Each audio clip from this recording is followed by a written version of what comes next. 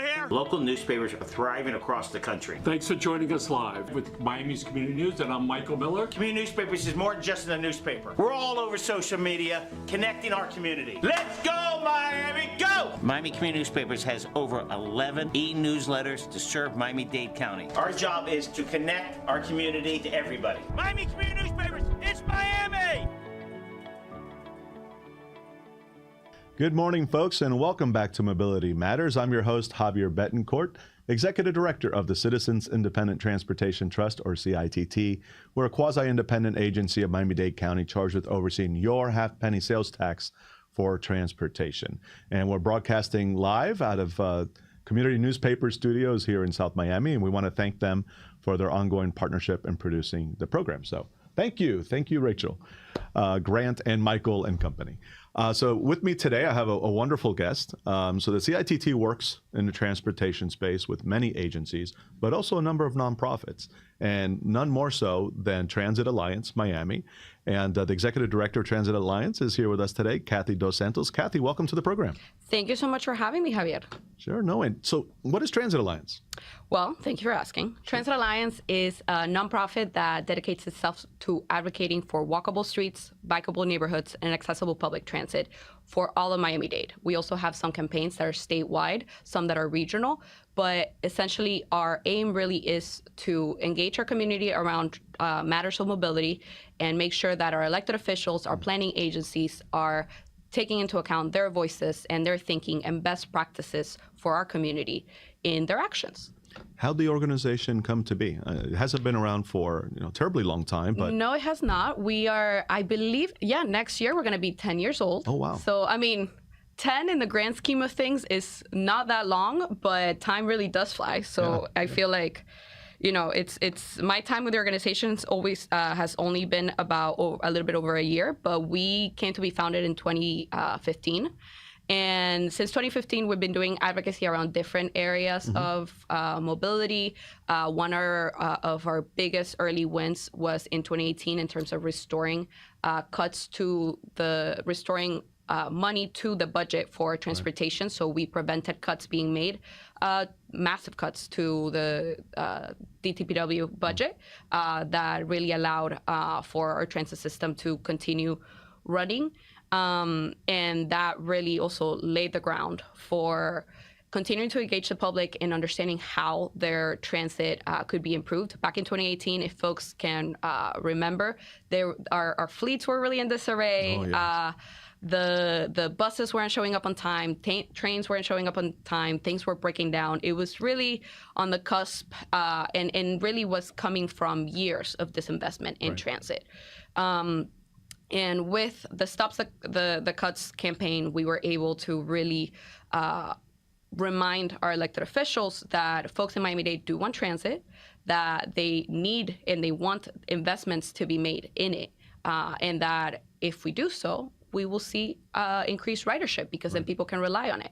And, fast forward and a whole lot of many community conversations, many going out to transit stops and talking to folks, we came up with the idea that we needed to rethink how our bus network specifically, which carries the majority of our transit riders. It's the workhorse of the transit system. Yes, it really is. Yeah. And I believe it's something like 7 out of 10 transit riders are riding the bus. Yeah. And many of them, if they're daily riders, they're at some point on the bus.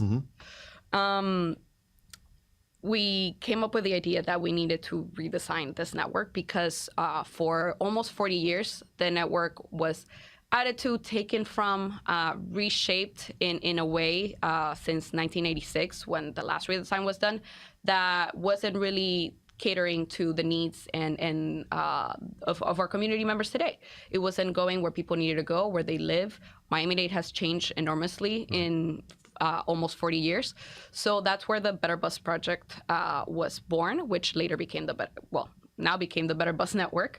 And it really was, finding how we could take community members' thoughts, opinions, knowledge about their own communities and their own needs as transit riders and transform them into a bus network that made sense for them. And bringing together also all the experts, because and something we can get into is that we Transit Alliance, we are not transit planners. We are urbanists by heart, but most of us are really coming from a professional experience of bringing in our community into different spaces. Like myself, community engagement has been what I've been doing for 5 years now. But it really is bringing our knowledge from the underground outreach that we do, and that is completely directly informed by our community members, bringing in the experts, bringing in the transit agency, and seeing how all that could become something new. And with the Better Bus Network, that a lot of people know and probably have written now, that was implemented in last November. We have been seeing growing ridership. We have been seeing a lot of conversations happening around transit, and there's still things that need to be addressed and things that need to be tweaked. Change is hard, and it takes some time, but people are speaking up, people are sharing their voices, and I do think that we're also seeing a bit more attention from our transit planners in terms of bringing and listening to our community members' voices. Right, and I have to applaud your organization and you personally, because and I now know why you're so good at community engagement, because you all have that background. Because really, your organization does it as well, if not better, than any other organization I've seen. And it's because what you do for a living. So now, it's all clear now to me. Well, I appreciate it. I do have to say, community engagement, I think it's work that can always be improved. Sure. And in my previous job, I worked with a lot of different nonprofits, and oftentimes something that we spoke internally is like, unfortunately, and this is both from the private sector and the public sector, if time is tight, if money is tight, oftentimes community engagement is the first thing that suffers. So that's why, to me, it's so important to dedicate all the resources, all the experience that can be done, because it's also the trickiest thing. Our community is so diverse. Right. It is so far geographically wide. It's the ways that you're going to reach folks in Little Haiti is going to be very different from how you're going to reach folks in Kendall from South Dade. Sure. Like it really depends, and a lot of it sometimes is trial and error, because oftentimes there's not plans for these things. We talk about best practices, and when it comes to transportation planning, you can find tons of stuff on that on the internet. You can talk to experts, and it's very simple. But to a degree, us and all the wonderful community organizations that are doing work in the different areas in Miami-Dade we are the experts. So wherever we can lend those voices, we are always more than happy to support those efforts. That's great. And you referenced very briefly kind of to a previous job. Tell us a little bit about yourself. What's your background, education, professionally, and how did that kind of bring you to Transit Alliance? Yeah. So I was, like many Miamians, I was not born in Miami. I was born in Venezuela, in a little island off the coast, Margarita. For all my Venezuelans that may be watching, you're probably like, oh my God, I loved going to Margarita. Yes, I know. I like drinking them, place. But that's funnily enough, they weren't that popular there, but it definitely fits. So I moved to the United States with my parents back in 2010. I was 13 years old. Both of my parents, however, are Portuguese. So I grew up traveling a lot especially from Venezuela to Portugal to visit family. And really, Europe was the first introduction for me to a transit system. In Venezuela, at least in the island where I was from, we had some buses, but it was almost completely car dependent. At least we were. And I really only experienced our small transit system when my parents would travel, and I would go with my nanny to do the errands, because she didn't know how to drive. Sure. And the stark difference for me was very clear in terms of like all the things that you can do in a day when you had a train or a bus that would show up on time and that you knew where it was going. And then coming to the U.S. to Miami, we first lived really like in South Dade, in near Homestead, and then a few years later we moved closer to the FIU area. So I didn't really experience a whole lot of the Miami-Dade transit. Right. All very suburban Yes. out there. Yes. Yeah. And, for my parents, it was the transition that they were looking for. But for me, to a degree, I was always like a little, I hate to say this because I have so much love for Miami now, but it was like, I am so isolated. Yeah. I was a kid in middle school and high school, depending on my parents to take me everywhere.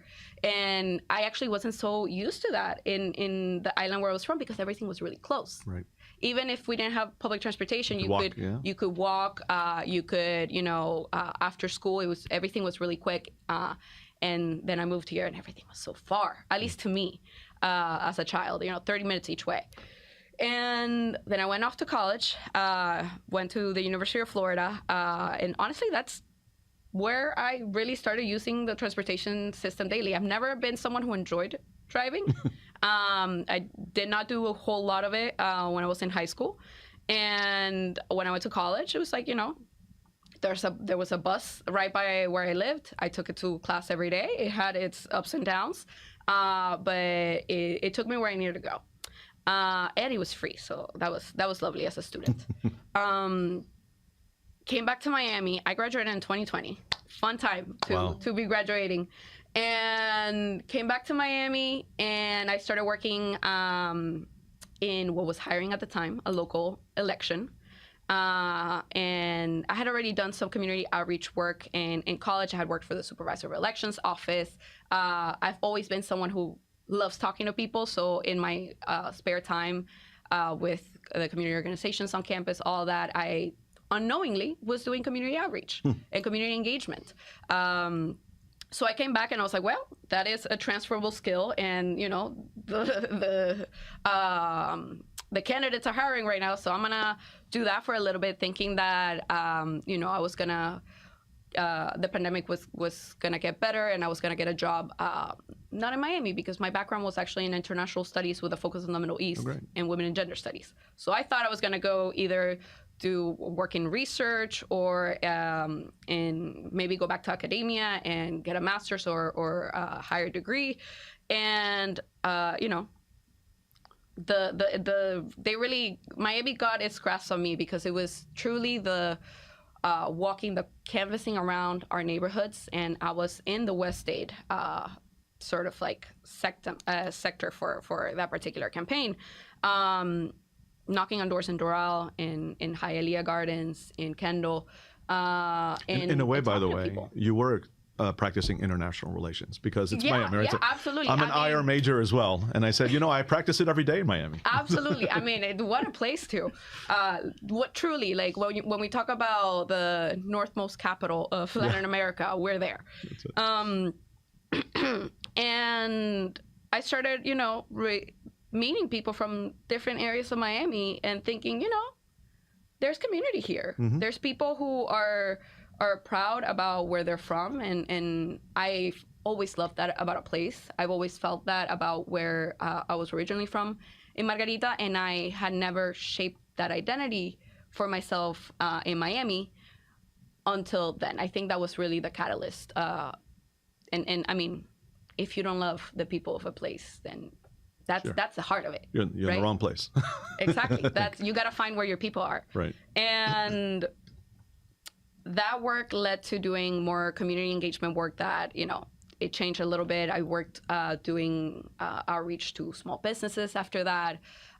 Then I started working more with the nonprofits and building community outreach programs with one of my dearest memories was working with a Alapara Collaborative CDC to build their youth engagement sort of program that I believe they're still implementing. They are probably in one of their like 6th or 7th cohort now,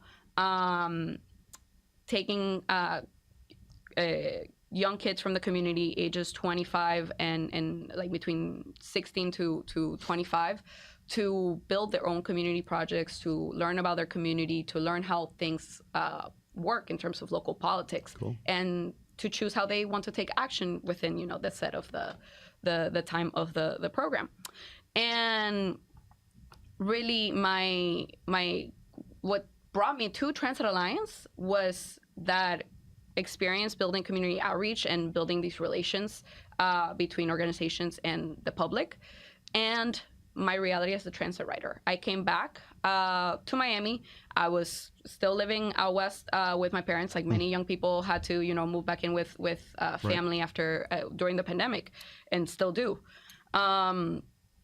And I didn't have a car. I was like, I don't know if I'm gonna stay here. I don't want to saddle myself with a car payment. Also, I hate driving. So I was like, let me figure this out. And driving in Miami in particular, right? Exactly. And I was like, let me figure this out. So I started taking transit. A lot of my work would start in downtown, and then I would go to different areas in the county. And that was like the easiest connection to make. So I was, one of those early people riding the 836 Express from Dolphin to downtown. And that was a start. And I have to say, I much better like some of my routes today, but I'm biased. And, I grew professionally, I grew career-wise. I was able to move out, and I continue to be a transit rider. I mean, transit in Miami completely shaped where I chose to live, and that I recognize it's a enormous privilege for me to be able to have that choice. Because Lord knows that affordability in Miami in terms of rent right now, it's not leaving folks a lot of choice. But that's also why I believe so fervently in the work that I do, because I think that if we grow our transit, if we invest in it, if we make it accessible to more folks, that can really lead to improve the affordability for our community. Yeah, I mean, mobility, how you get around is generally your second largest expenses after housing. So if you can lower that, that frees up some funds that you can then apply towards housing, right? Absolutely. And, truly the pinnacle of that theory is then also making sure that we're having affordable housing coupled with transit. And we have done really great work with our friends at Miami Homes for All to inform policy in that area and to work with respected agencies on those issues. But yeah, that riding transit and all my personal frustrations with the system, but also the elation of not having to be paying $200, $300, $400. I don't even know how much a car payment is now, and I don't want to ask. I know, I figured. But plus, all insurance, parking, all that stuff. That's really what had me interested in being more present in the transit space. And when the opportunity came to come work for Transit Alliance, I knew that this is what I needed to be doing. Yeah, and it's been a great fit. I think you're a wonderful I like to think so too. Representative of the organization, and you're always on brand, I have to say. I mean, I've never not seen you in orange. I went, I went to UF for 4 years, and for 4 years I resisted buying orange as much as possible. I was one of those, mainly blue students, and here I am now fully embracing the orange. And I think it's because I needed the Miami sun. With a little bit tanner, it looks good. We like color down here. Yeah, it's a vibrant community. So you talked about some of the things that Transit Alliance has done. Better bus network, of course, being one of the pinnacle of your accomplishments. What are you doing now as an organization? What are kind of the major projects that you're working on now and into the future? Yeah. So, first, I think we have to turn to the system at large. This is not to say that our work around bus engagement is done. It has to continue because it continues to be the backbone of our transit system. But we are really looking at things like this year's budget and thinking about the next one, because everybody in politics and in local office in the country really will tell you that most likely the purse strings may be getting tight in the coming years, and we really have to make sure that transit continues to be well funded, if not more so, because there's still so much more that we want to do, especially around these capital projects that, if we have to talk about the straw ballot measure that just passed, that to us is a huge win, because for years we have to be continuously making the argument and making the case for, yes, Miami-Dade residents, Miami-Dade transit riders want better transit, and they want it in their communities. And not just riders, but the community overall sees the value, right? 80% of the people voted to support that. Absolutely. And I think it's especially important to call it out that in communities where there are elected officials, and I'm looking at you, Miami Beach, and I say this as a resident, their community members want transit despite whatever the commissioners may be voting for or saying. And, these projects have been in the planning phase for so long, and it's really time to start. Yes. I mean, when you look at, we know that the initial plan for the Metro Rail included an extension to the beach. Sure. And that's just one example. I do think it's one of the more dire ones, and it's also one of the easiest cases to make because we see the ridership already. Yeah. Those buses, the 100, especially the 20, these buses have really high ridership, and these folks need solutions to get out of traffic. And it's also going to help our economies in terms of bringing more tourists, which is very much what drives the economy of South Beach. Sure. And the rest of Miami Beach, really. And for all the Miami Beach residents that are complaining that they're stuck in traffic and that, what can be done about it? It's like, hey, we need to reduce the cars on the road. And these types of projects really are gonna be what does it, because it provides, every car in front of you, even if you're not willing to make the choice to leave your car behind, the people around you may. Right. And that's every single person on that train is one less car in front of you. And by the way, the person that teaches your kids, the person that maybe cleans your home. Absolutely. Or, takes care of your children when you're working. I mean, these are folks who, by and large, many of them depend on transit. And they drive our communities. It's not a great way of getting to the beach. So, they drive our economies. I mean, all this work is fun. Is like, if we didn't learn this from the pandemic, I'm gonna keep on saying it, but our service workers, our educators, everybody who is most dependent on transit is the backbone of our communities, of our economies. And, that's why we really have to be looking at how we're spending our money and that we're doing it wisely. And we also need to be addressing the concerns from our public that, okay, yes, we voted for this measure and we're so excited to have more transit. We want it. We need it. But why is it not there yet? I think that's a lot of people's next question. And I think a lot of understanding has to come from, how our half-penny tax has performed so far and what needs it has addressed and what haven't we been able to do with it, and really get to the why and how do we fix that? Right. How do we move forward? Exactly. How do we ensure that we're not just repeating history? Like, yes, we want transit, and then 2002 to 2024, we only see one expansion happen. That's what we want to avoid. So we agree. I know CITT does. So that's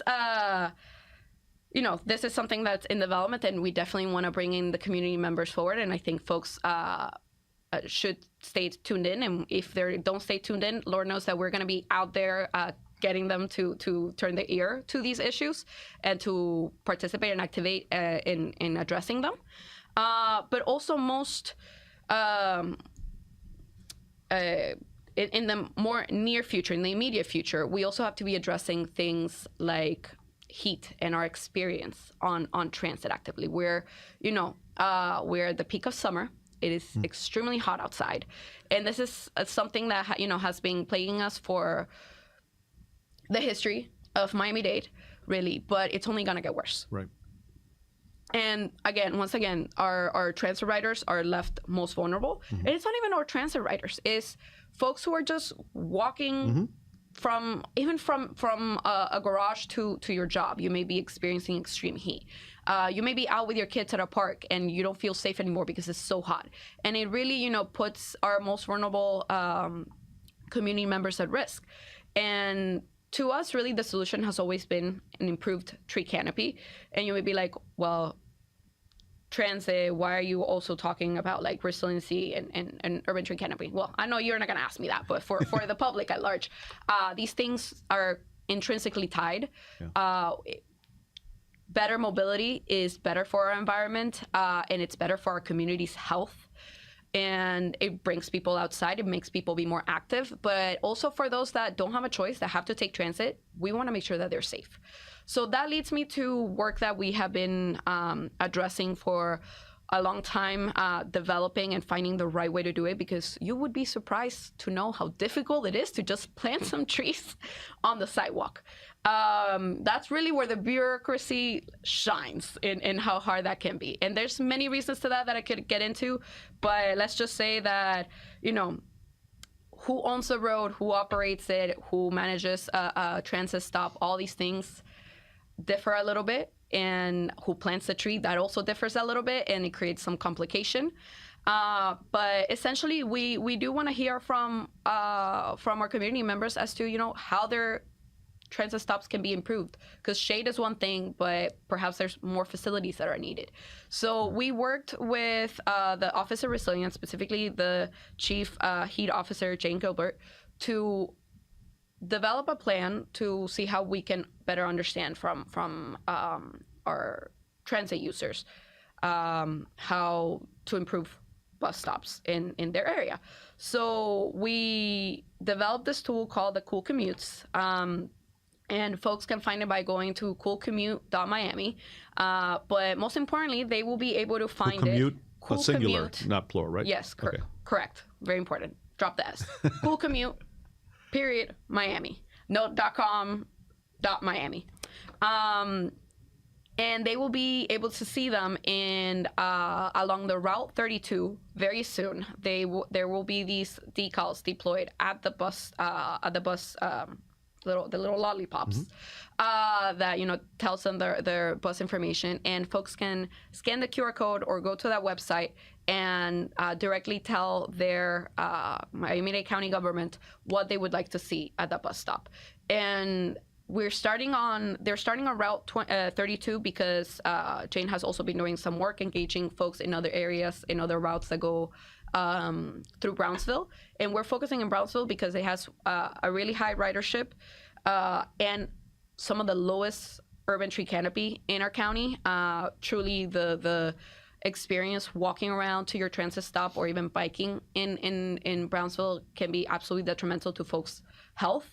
And we also have to acknowledge, the history of why that community doesn't have any tree canopy or any street treatments that improve the experience of heat. And it really is because of redlining, because it is a historically Black and brown community, and because it is historically low income, and we haven't provided it the right resources and the love that it deserves, and that their community members have been really clamoring for. So that's essentially trying out. It's not a new way of community engagement for us, but it's a little bit different. We usually couple it with in-person community engagement at transit stops. And actually that did go into informing this tool and creating it and understanding if people would understand how to use it and be comfortable using it. But it allows us to deploy all at once and start capturing that data. And then as the information comes along, then we can adapt. But I'm very excited to see the attention by the Office of Resilience be put on that neighborhood, on our transit riders, and I think a lot more communities would want to see something like that if this is indeed successful. So one of the things that I think about when I think Transit Alliance, and I say this because you just referenced it, is community engagement, really good branding and marketing, but then also the data, right? And you are really data-driven organization. It's what fed Better Bus Network. It's what's feeding this program. Why is data so important? Data is so important because if you don't know what is out there, if you don't know where people are going and how they're moving and how transit systems are performing, then you're going in completely blind. It really fills in that periphery, and it also helps us understand what we don't know, what our transit planning agencies don't know, what community members don't have information about. And it helps shape our outreach in terms of okay, are we asking the right questions? If we don't have this piece of data, what could we not be understanding? And especially when it comes to accountability of government, it's key, because the storytelling is an incredibly important part, but you also need to be making the case for strategies that we know are gonna be successful. So if we know that, and this really went into a lot of the Better Bus Network, if we know that we have buses that previous lines that only had about 10 riders daily, 17 riders daily, I saw even, I believe, some as low as 6. That is completely prime real estate for a commissioner to look at that and say, why are we funding transit? It's barely moving any people. And I think that... the cost is the same for that bus and that driver, whether you're moving 6 or 60. Exactly. And not to say that public transit has to, be a system that from fares we're able to make money. That's not a reality. It is a public benefit. But that's an indicator that line is probably not serving the perhaps the right part of the neighborhood. Maybe there's adjustments that can be made. Maybe there's a supplemental service that can be provided there that's a little bit different, that would drive more people. But it's critical in terms of understanding the background. And again, finding those gaps is crucial in learning how we want to engage our community and what they can tell us that the data doesn't show yet. Yeah. So, Cathy, I have like another 20 questions for you. So we'll have to do this. Sorry, we'll have to do this again. Are so long. No, it's okay. But in the few seconds we have left, unfortunately we're out of time. How can people learn more about Transit Alliance and become involved? Thank you for asking that. So, if folks want to, learn more about us, my first recommendation is absolutely go to our website, transitalliance.miami. Follow us on any of the socials that you like to consume: Twitter, Instagram, TikTok, Facebook. We're everywhere. It's Transit MIA. And I really invite people to come to our community events. It's really shaping community and forming community is crucial to doing this work, because there's a lot of frustration, but there can also be a lot of hope. And if folks really, really want to get involved, then we encourage them to become our Patreon subscribers. It's a small subscription that starts at $2.25 and goes all the way to the cost of a monthly pass of transit, which is $112.50 on a monthly basis. And it really helps us remain independent and very active in our community and in doing this work. So that's how people can, remain in touch. Wonderful. And so, Cathy, I want to thank you for being a guest on the program. But more importantly, I want to thank you for what you do and for what Transit Alliance does. It takes a whole village, as they say. And you have government, the public sector, you have the private sector, but equally important is that nonprofit sector partner. And particularly when it comes to transit, we really need that advocacy, front and center, because there are competing interests. And without the community demanding things, whether it be, more funding or better service, other things sometimes take priority. So, what you do is critical, and I thank you for your work. Thank you, and thank you for this platform to share what we do. No, anytime, and we will definitely have you back, because again, I didn't get to half of my questions, so we'll get to them next time. Folks, that's all the time we have here on Mobility Matters. We want to invite you to join us here every other Thursday from 9 to 10 a.m. to discuss mobility, transportation, and everything under the sun related to it. Thank you again to community newspapers for hosting us here in their studios and producing the program. Take care.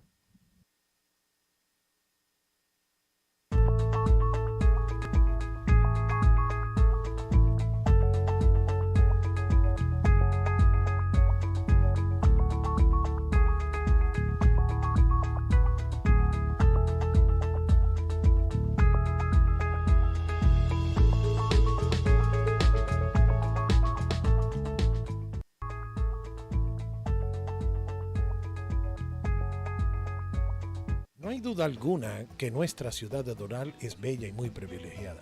Doral es una ciudad que ofrece a residentes las mejores y mayores posibilidades. Pero lamentablemente, después de 20 años de su fundación, estamos atravesando tiempos difíciles y sin el apoyo de nuestras autoridades.